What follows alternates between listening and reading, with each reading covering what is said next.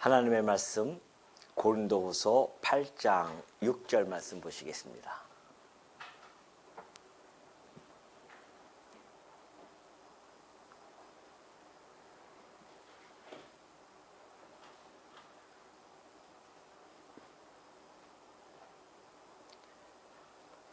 팔장 6절입니다. 그러므로 우리가 디도를 권하여 그가 이미 너희 가운데서 시작하였은즉 이 은혜를 그대로 성취하게 하라 하였노라. 오직 너희는 믿음과 말과 지식과 모든 간절함과 우리를 사랑하는 이 모든 일에 풍성한 것 같이 이 은혜에도 풍성하게 할지니라. 내가 명령으로 하는 말이 아니요 오직 다른 이들의 간절함을 가지고 너희의 사랑의 진실함을 증명하고자 함이로다. 우리 주 예수 그리스도의 은혜를 너희가 알거니와 부요하신 이로써 너희를 위하여 가난하게 되심은 그의 가난함으로 말미암아 너희를 부요하게 하려 하심이라. 이 일에 관하여 나의 뜻을 알리노니 이 일은 너희에게 유익함이라. 너희가 1년 전에 행하기를 먼저 시작할 뿐 아니라 원하기도 하였은즉 이제는 하던 일을 성취할지니 마음에 원하던 것과 같이 완성하되 있는 대로 하라. 할 마음만 있으면 있는 대로 받으실 터이요 없는 것은 받지 아니하시리라. 이는 다른 사람들은 평안하게 하고 너희는 공고하게 하려는 것이 아니요 균등하게 하려 함이니 이제 너희의 넉넉한 것으로 그들의 부족한 것을 보충함은 후에 그들의 넉넉한 것으로 너희의 부족한 것을 보충하여 균등하게 하려 함이라. 기록된 것 같이 많이 거둔 자도 남지 아니하였고 적게 거둔 자도 모자라지 아니하였느니라. 15절까지 봉독해 드렸습니다. 지난 시간에 바울은 고린도 성도들에게 그 연보에 대한 내용을 지금 전해 주면서 마게도냐 교회의 예를 들어주죠. 그래서 마게도냐 교회가 얼마나 그 연보를 함에 있어서 정말 많은 교회에 모본이 되어질 수밖에 없는 그런 모습을 보여줬다고 전달해 준 바가 있습니다. 환난의 많은 시련 가운데서도 그들은 넘치는 기쁨이 있었고요. 극심한 가난이 그들의 풍성한 연보를 더욱 넘치게 하는 놀라운 하나님의 역사가 일어났음을 잘 전달해 준 바 있습니다. 오늘은 계속해서요 8장 6절부터 15절까지 연보 원리와 그 목적을 바울은 하나하나 지금 진술해 가고 있죠.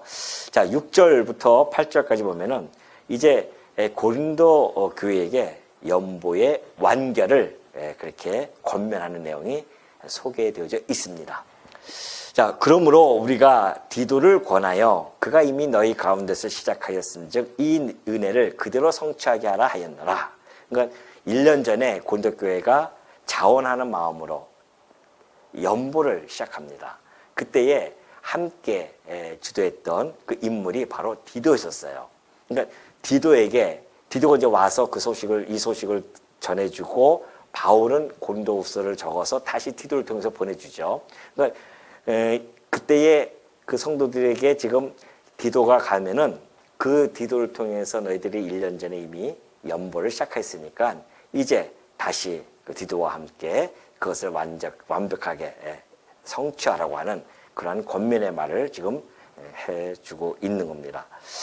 사실 바울의 마음속에는 그들이 1년 전에 벌써 이 연보하고자 하는 마음을 가졌었고 자원하는 마음이었기 때문에 이것은 분명한 성령의 역사, 성령께서 시작했음이 분명하죠. 근데 그것이 혹 성령으로 시작하였다가 육체로 마칠까봐 늘 그런 염려가 있었어요. 그래서 바울은 지금 다시 한번 그들에게 권면을 해주는 겁니다. 그래서 디도에게 우리가 권면했다. 너 가면은 이 고린도 성도들에게 좀 더 격려해주고 위로해주면서 바로 이 시작했던 연보를 마침내 완성을 시켜서 예루살렘 교회에 구제의 연보를 보내라고 그렇게 권면했다는 것을 좀 전해주고 있는 겁니다. 그러면서 7절에 보면 그래요. 오직 너희는 믿음과 말과 지식과 모든 간절함과 우리를 사랑하는 이 모든 일에 풍성하지 않느냐는 겁니다. 고린도 교회는 가지고 있는 영적인 은사가 풍성했었습니다. 우리가 고린도전서에도 나타났듯이 그들에게는 믿음이 있었고요. 말도 있고 지식도 있고 또 모든 간절함도 있습니다. 또 더 나아가서는 바울 일행을 사랑하는 그러한 이 모든 것, 이것들이 지금 풍성이 있었습니다. 지금 바울이 이 말씀을 통해서 교회가 또는 혹 성도가 좀 건강한 신앙이라고 하는 것에 건강한 신앙이 어떠한 것인지를 잘 보여주고 있습니다. 우리가 보면은 자, 신앙이 건강한 신앙이 있고요. 또 연약한 신앙도 있죠. 뭐 신앙이라고 해서 일률적으로 획일적으로 신앙의 어떤 그 성장이 함께 이렇게 있는 건 아닙니다. 어떤 성도는 아직 연약한 성도가 있고 어떤 성도는 좀 성숙한 성도도 있고 그렇듯이 이 건강한 신앙을 우리가 추구하고 가져야 하는 것은 내적인 것, 내적인 신앙이죠. 내적인 것과 그리고 외적인 것, 이 성장, 내적인 성장, 외적인 이 성장이 서로 균등하게 되어지는 것, 이것이 매우 중요합니다. 지금 바울이 이걸 설명해 주고 있어요. 자, 이 내적이라고 하는 것은 아까 얘기했듯이 뭐 믿음이라든가 뭐 말 또는 지식 또는 우리를 사랑했던 사랑들 뭐 이런 것들이죠. 사랑 이런 것들.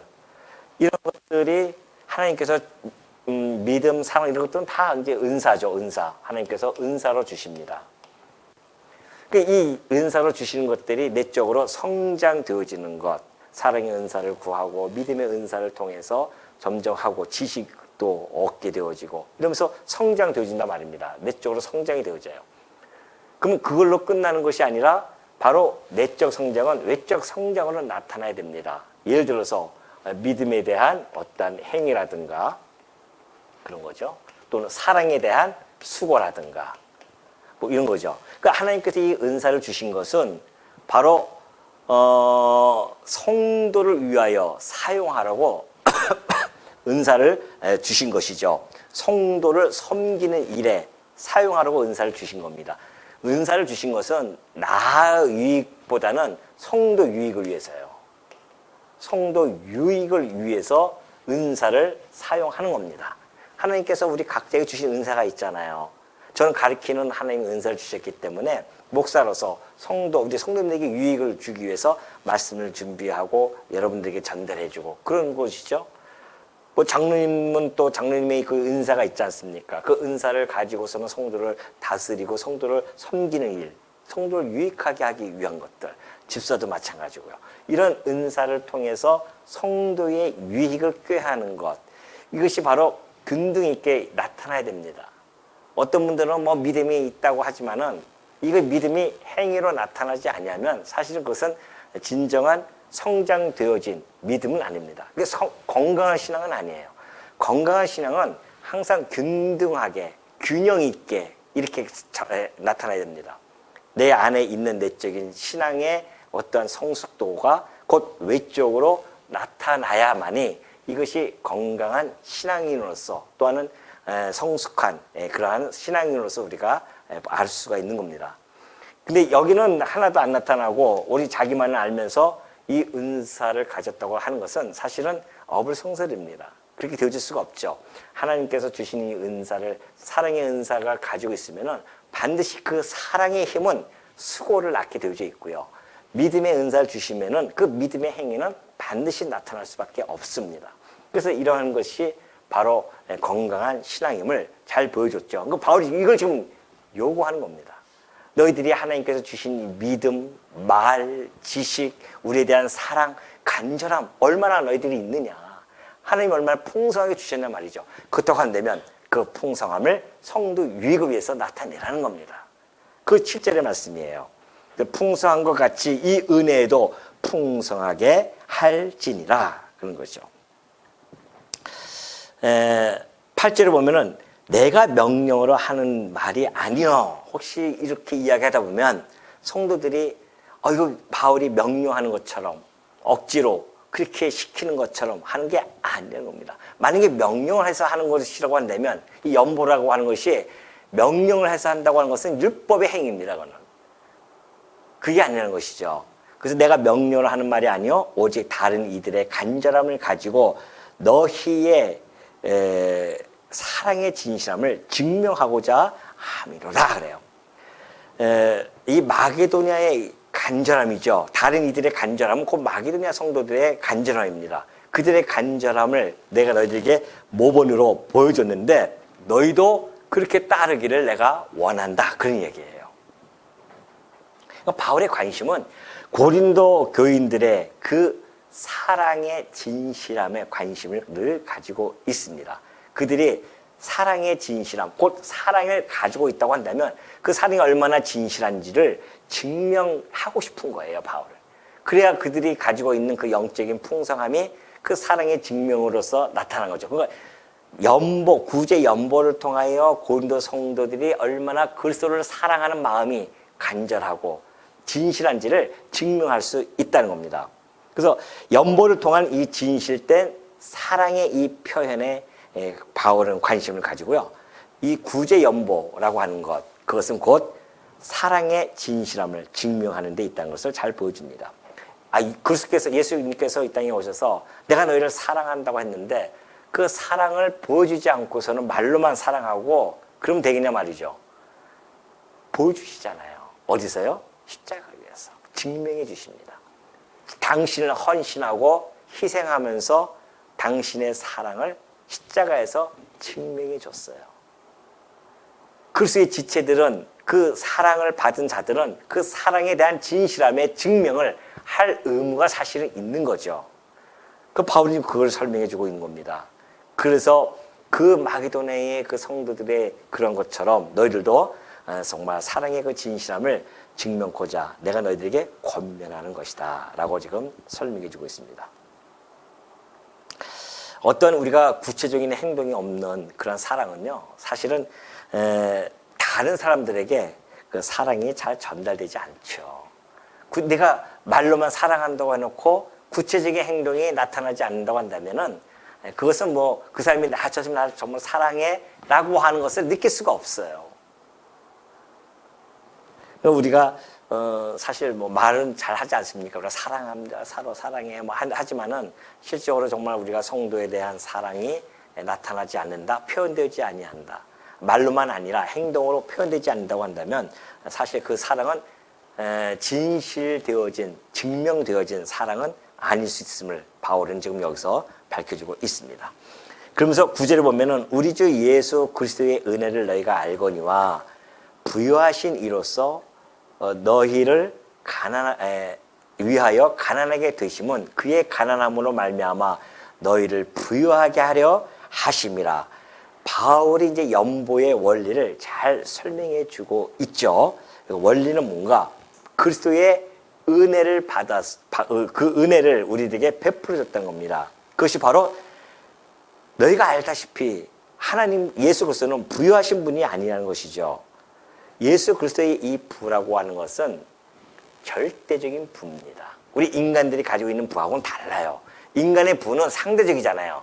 내가 저 사람보다 가지지 못했어. 이러한 상대적인 비교 감각을 통해서 부와 가난을 정합니다. 그러니까 상대적입니다. 그러나 예수님의 이 부와 가난은 절대적이죠. 왜냐하면 우리가 빌립보서 2장 6절을 보면 잘 나타나 있습니다. 그는 근본 하나님의 본체십니다. 하나님이세요. 하나님이 이 우주 만물을 지으신 분이시 얼마나 부유하신 분이십니까? 그러니까 그분은 원래 부유하신 분이었습니다. 근데 하나님과 동등됨을 취할 것으로 여기지 아니하시고 오히려 자기를 비워 종의 형체를 가지십니다. 이것이 가난하게 되어진 겁니다. 낮아진다고 하는 것이 곧 가난을 이야기하는 거죠. 사람들과 같이 되셨고 사람의 모양으로 나타나서 자기를 낮추시고 죽기까지 복종하셨으니 곧 십자가에서 죽으셨다는 겁니다. 바울은 이 말씀을 하나님의 예수님에 대해서 이것을 너무나 잘 알고 있었기 때문에 바로 여기서도 이 연보의 원리로 잘 활용을 해주고 있죠. 그렇기 때문에 예수님은 사실 이 땅에서 그 어떤 누구도 예수님처럼 이러한 이런 비참한 체험을 한 자는 이 땅에 아무도 없습니다. 왜냐하면 예수님이 하나님이셔요. 하나님인데 인간의 몸을 입고 온다고 하는 것, 이것처럼 비참한 것은 없습니다. 이것처럼 가난함이 어디 있겠어요? 그것은 절대 가난입니다. 신이 인간의 모양으로 온다는 거 아닙니까? 그것도 종의 형체입니다. 그 얼마나 이것이 정말 비교할 수 없는 가난이죠, 이 땅에서. 우리는 깨끗해야 물질적인 비교 속에서 가난을 이야기하지만 예수님은 하나님이신데 본체가 육신, 곧 종의 형체를 입고 이 땅에 오시는 이러한 가난함이 세상에 어디냐 말이죠. 또 그분이 그 비참한 체험을 했던 건 뭡니까? 그는 생명의 근원자이십니다. 그런 생명의 근원자이신 분이 사망을 체험해야 돼요. 얼마나 이건 정말 이게 비참한 상황입니까? 누굴 위해서? 바로 우리를 어떻게 부유하게 하기 위해서. 우리에게 영원한 기업을 주시고 우리에게 영원한 생명을 주시기 위해서 그러한 일을 하신 분이십니다. 우리는 이 구절을 통하여서 연보의 원리를 너무나 잘 우리는 이제 갖게 되어지죠. 아, 연보라고 하는 것이 그 예수님이 하셨던 그 연보의 원리를 통하여 지체되어진 우리들이 그 연보의 원리를 가지고 연보에 동참을 하는 겁니다. 사실 그래서 우리는 연보를 이 8장과 9장을 길게 바울이 연보에 대해서 기록을 해 나가면서요. 우리가 지금 하나씩 살펴보고 있지만은 만약에 이 9절에서 깊은 사색이 없이 또는 마음의 새김이 없이 또는 깊은 깨달음이 없이 그냥 10절로 넘어가게 되어지면은 어쩌면 우리는 그냥 연보를 이론적으로 읽어 나가는 그러한 시간이 되어질 수도 있습니다.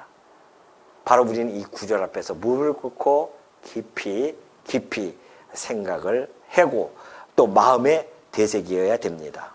왜냐하면 이것이 10절과 11절의 삶의 현장으로 끌고 갈 수 있는 그 원리가 되어지기 때문에 그렇다는 것입니다.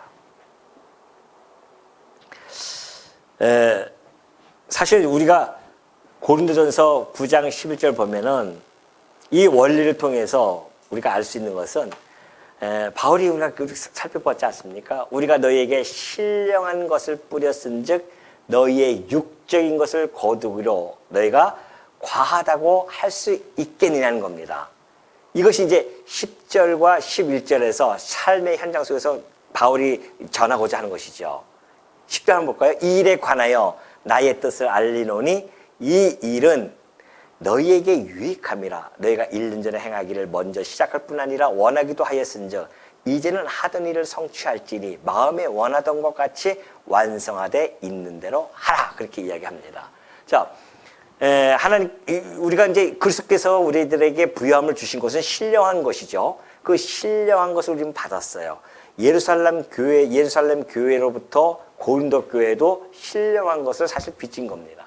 그 신령한 것을 받았기 때문에 육적인 것으로 한다고 하는 것은, 거둔다고 하는 것은 결코 과한 것이 아니라는 겁니다. 왜냐하면 육적보다 우선하는 것이 영적인 것입니다. 그렇기 때문에 영생의 부요함을 얻었기 때문에 우리가 육적으로 그 내가 가지고 있는 것을 내어서 헌신할 수 있는 것은 그 힘이 거기서부터 나오는 겁니다. 우리의 영적 부요함부터 시작되어지는 거예요. 그러니까 예수님께서 우리에게 영적으로 부요함을 주신 것은 그 영적 신령한 것을 우리가 받았기 때문에 육적인 것을 나눠 갖는 것은 당연하다는 것이죠. 그러니까 바울이 이 구제연부를 할 때도 지금 이 얘기가 고린도전서 9장 10절, 11절에서 그 이야기를 하는 거죠. 신령한 것을 뿌렸었는데 바울이 너희들에게 복음을 전했는데 내가 너희들에게 육적인 것을 거두기로 과도할 수 있겠느냐? 그건 당연한 거 아니라는 것이죠. 같은 원리예요. 그렇다고 한다면은 우리가 예루살렘 교회로부터 사실 다 빚져서 이방인 교회들이 거기서 퍼져나가서 복음이 전파되지 않았습니까? 그렇기 때문에 그들에게 신령한 것을 받았기 때문에 그들에게 육적인 것으로 함께 동참되어진다고 하는 것은 과한 게 결코 아니라는 겁니다. 바울은 이제 이러한 논리 속에서 예수님이 우리를 위하여 가난하게 되셨고 그래서 우리가 부유하게 되어졌다고 하는 것은 우리의 이 부유함은 성도 간에 서로 사랑을 나눠줄 수 있는 사랑의 수고를 기꺼이 행할 수 있는 힘이 우리 안에 있다는 것을 잘 보여주고 있죠. 이것이 없으면은 연보는 아무 의미가 없어집니다. 그리스도로부터의 이 부유함을 얻었다고 하는 이 깊은 사세로부터 출발이 되어지지 않으면은 우리의 연보는 내가 좀 돈이 있으니까 저 사람보다 좀 있으니까 내가 해야겠다. 이러한 차원으로 전락해버리면은 그거야말로 정말 쓸데없는 연보가 되어질 수밖에 없죠. 우리 하나님은 그런 연보 받지도 않으셔요. 자, 10절, 11절에 보면 잘 나타나 있습니다.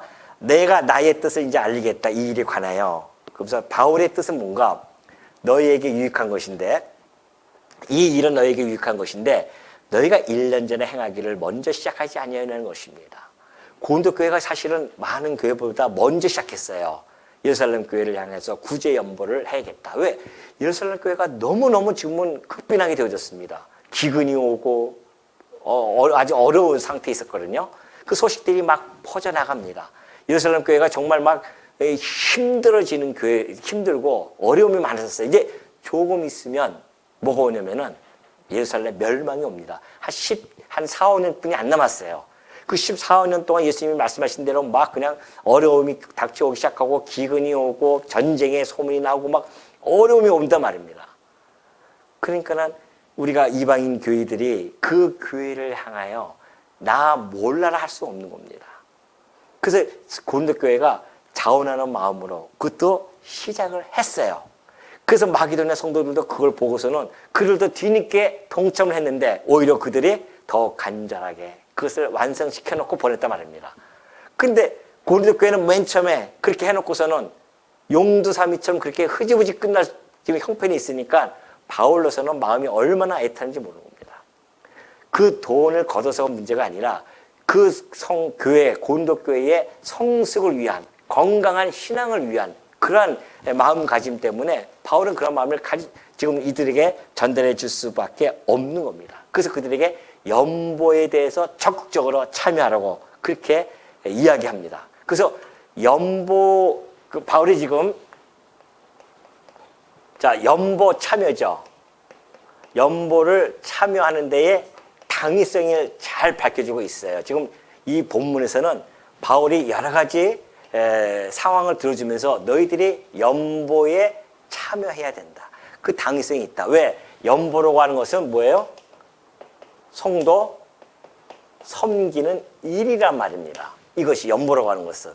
그 너희들이 당위성을 가져야 되는데 그 당위성은 아까 방금 얘기했듯이 우리 예수님이 뭐예요?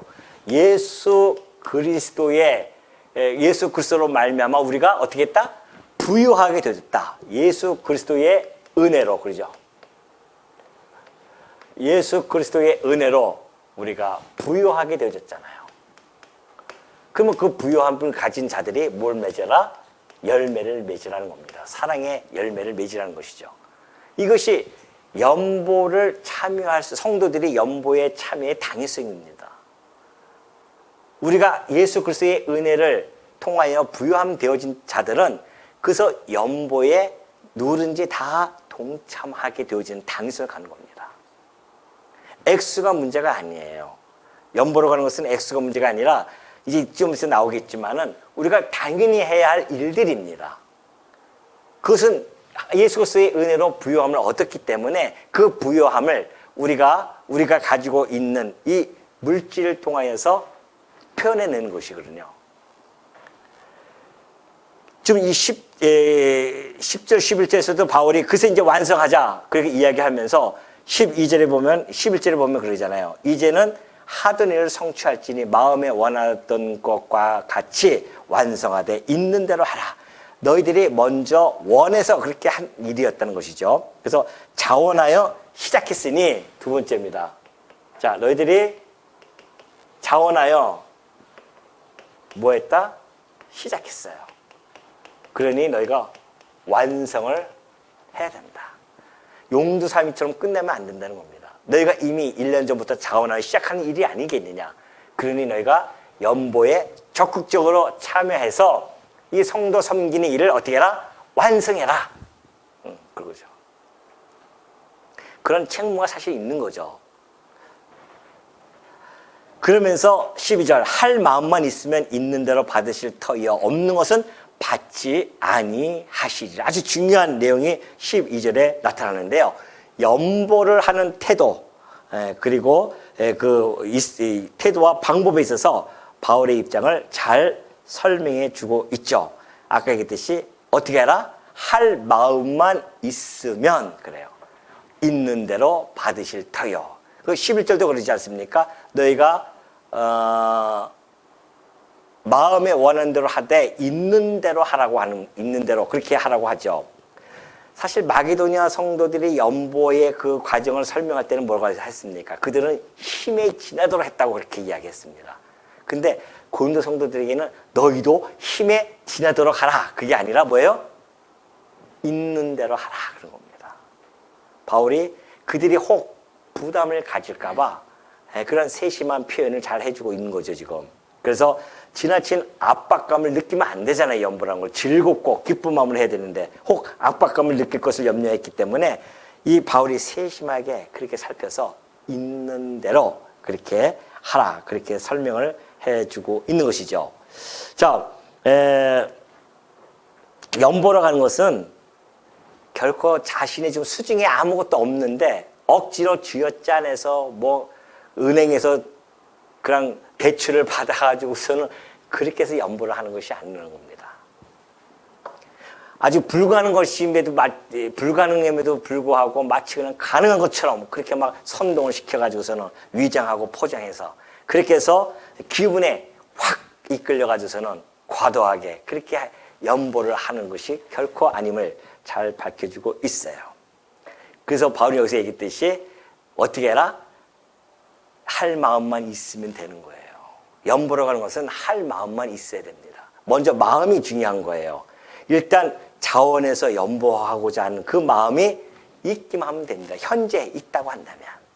그 태도보다 앞서는 게 방법보다 앞서는 게 태도입니다. 우리에게 연보할 마음만 있으면 돼요. 그러면 방법은 어떻게든지 나오는데 그 방법이 뭐예요? 있는 대로 하라고 그렇게 바울이 권면해 주고 있습니다.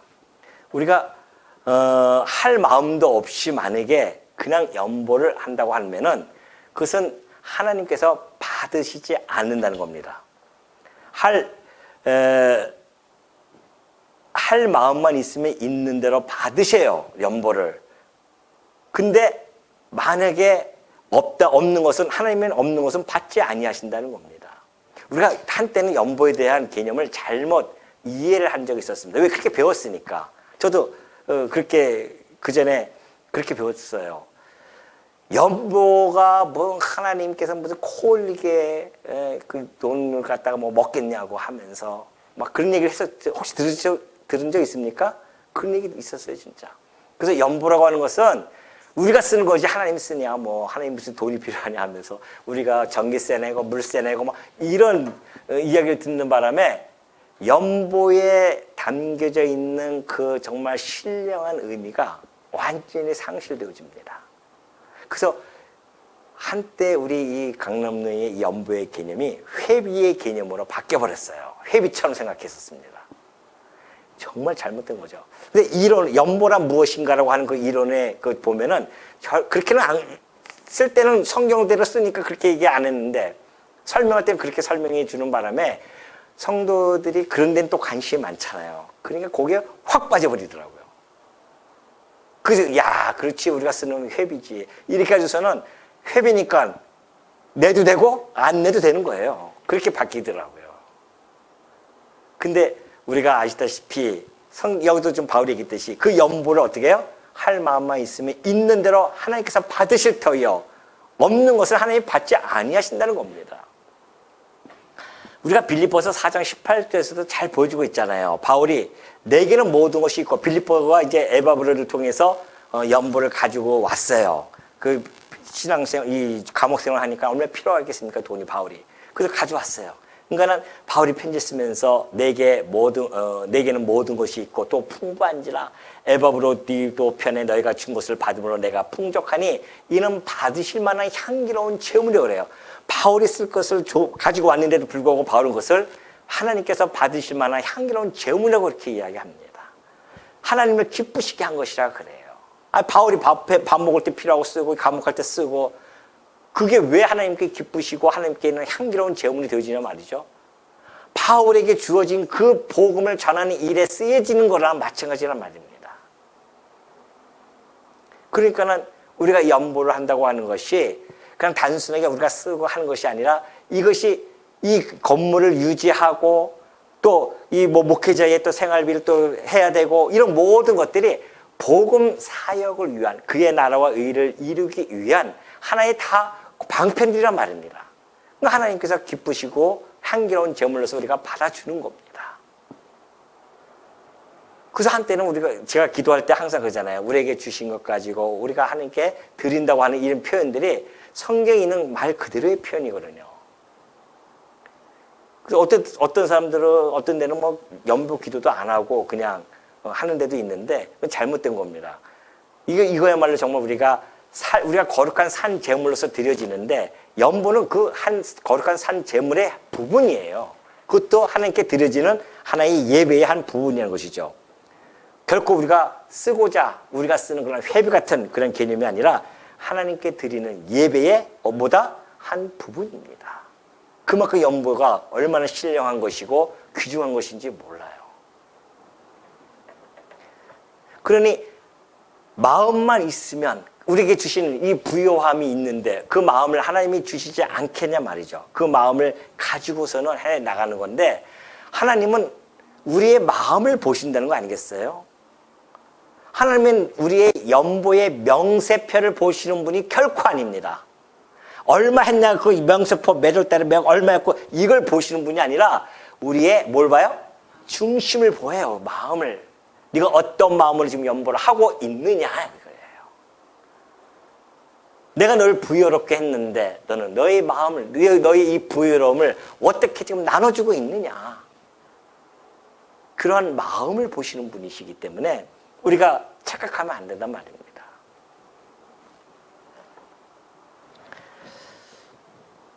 그래서 우리가 본래 이 구제 연보라고 하는 그 의의는 우리가 하나님께 받았잖아요. 하나님께 받은 것을 하나님께 돌려드린다는 것에 바로 그 의의가 있습니다. 그래서 우리가 연보를 할 때는 하나님 시각에 맞추는 겁니다.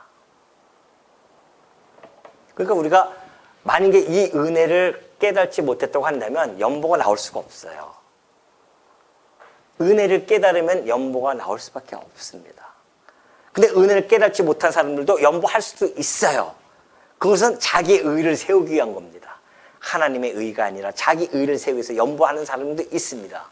그러니까 그 연보하다 보면은 자기 기분이 나쁘면은 연보를 안 해버리잖아요. 기분 나쁘다고. 저기 교회가 뭐 이래? 연보 안 해버려. 그런 사람들도 많이 있거든요. 많이 봤거든요. 왜? 내가 하나님의 은혜로부터 부요함을 받은 것로부터 출발되어짐이 아니라 내가 내 재물이라고 생각하기 때문에 하나님이 주신 것이 아니라 내 거라고 생각하니까 내 마음대로 할 수 있다고 착각하는 거죠. 이게. 그렇게 해서 백날 해봤자 무슨 의미가 있습니까? 하나님이 받으시지 않는데 하나님이 받으시는 연보야말로 진정한 연보가 아니겠습니까? 바리새인들이 많은 돈을 연복에다가 쨍그랑 놓았단 말입니다. 그러나 우리 주님은 과부의 두 랩돈 그 생활비 전부를 드렸던 그 과부의 마음을 우리 주님은 더욱 가치롭다고 평가를 해주지 않느냐 말이죠. 연보는 그런 가치로움이 있는 겁니다. 그러면서 그러니 없는 것은 받지 아니하시리라. 그러나 있는 것에서 하나님께서 주신 것 중에서 규모 있게 해가지고서는 연보를 해두는 거죠.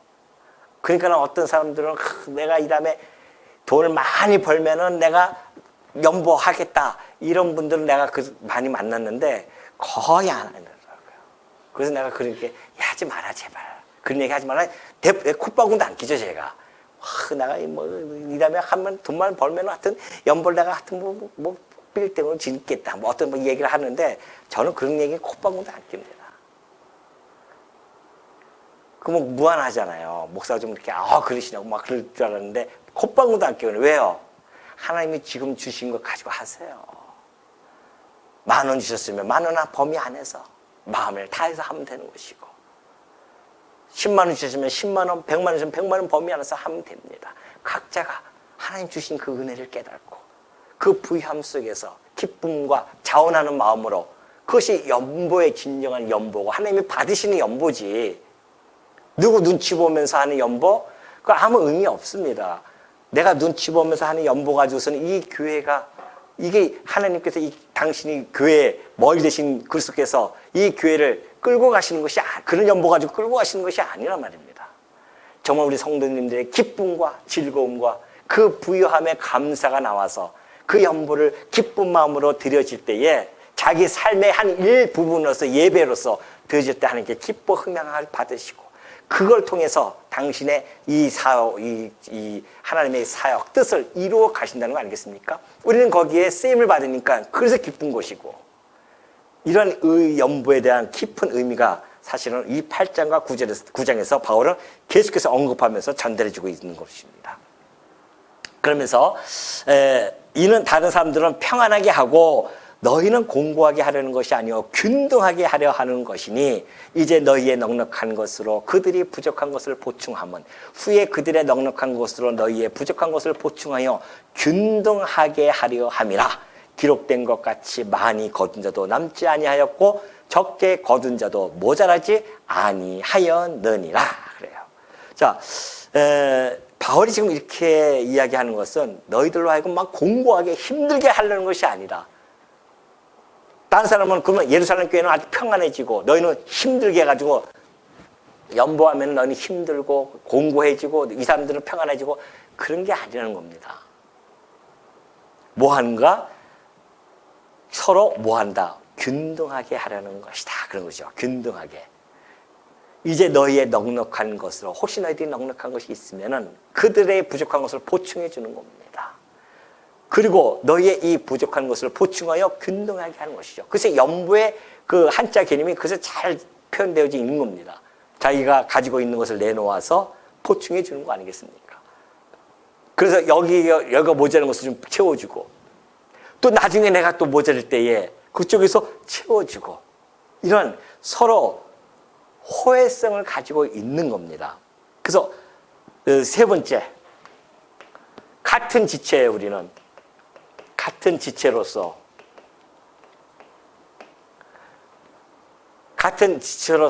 서로 부족한 것을 보충한다고 하니까, 성도는 같은 지체로서